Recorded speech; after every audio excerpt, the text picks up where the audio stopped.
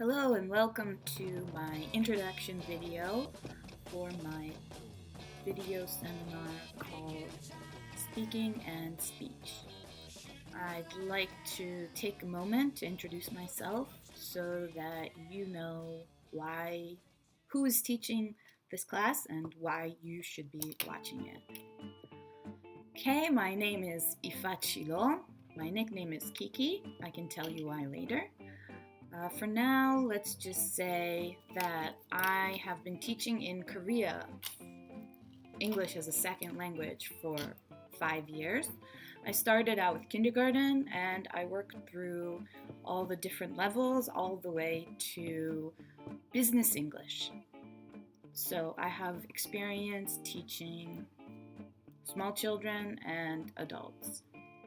From all my experience, I've come to understand teaching English in a certain way, and I will be teaching you speaking and speech, not as in actually using language with your mouth, but speech as in giving a speech or public speaking.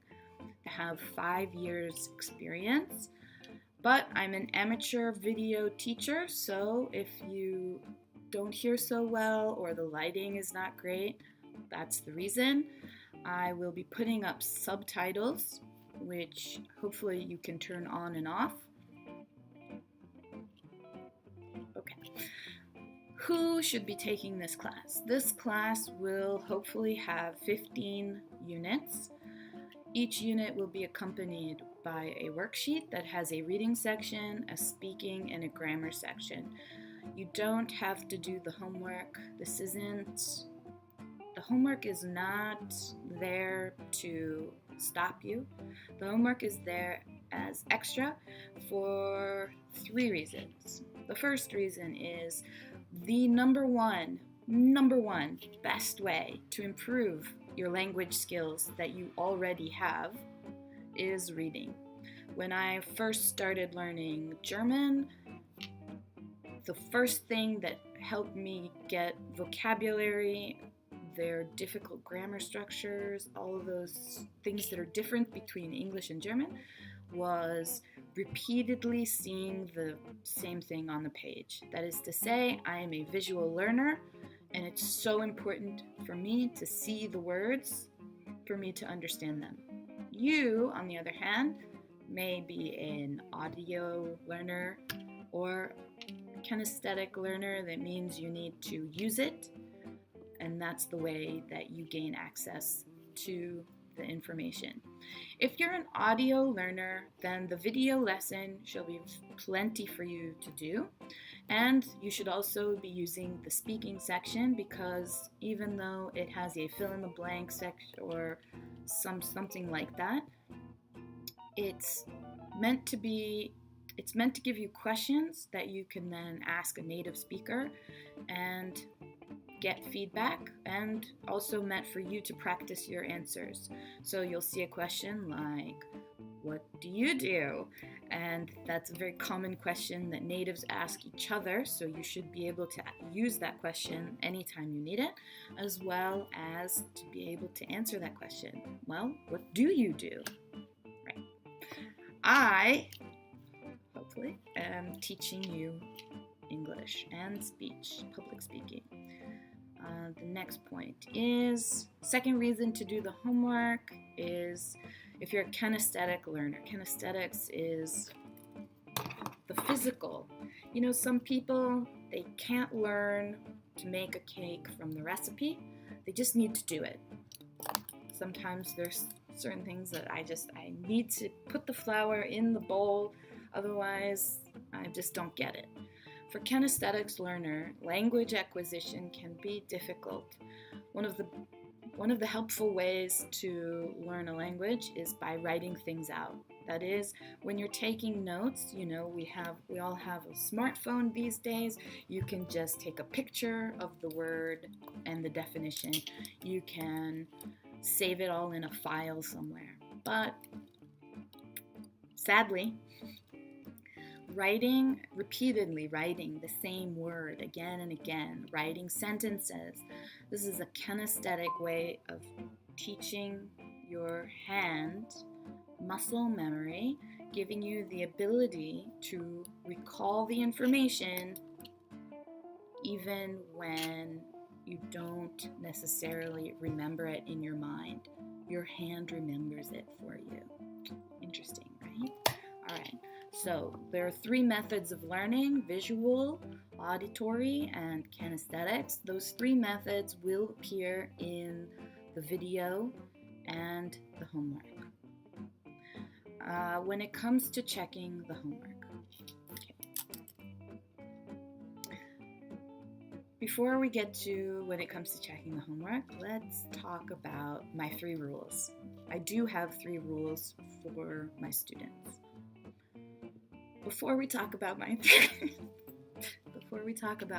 rules, who should be taking this class? This class is for pre-intermediate, intermediate, and advanced.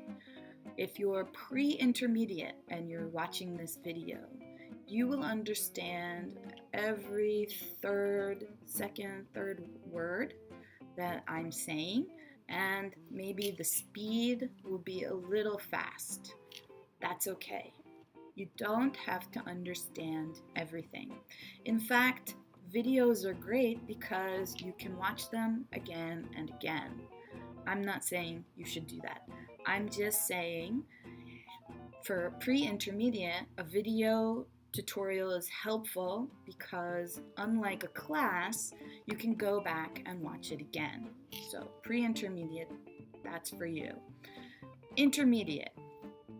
Intermediate should understand everything I say. I'm speaking pretty slowly.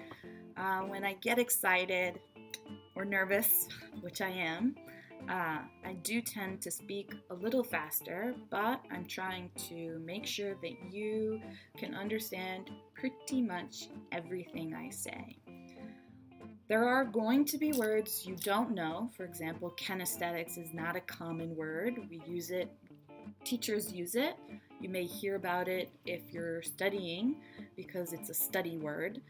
But if you can understand from the context what kinesthetics means, then that's more important than knowing the actual word.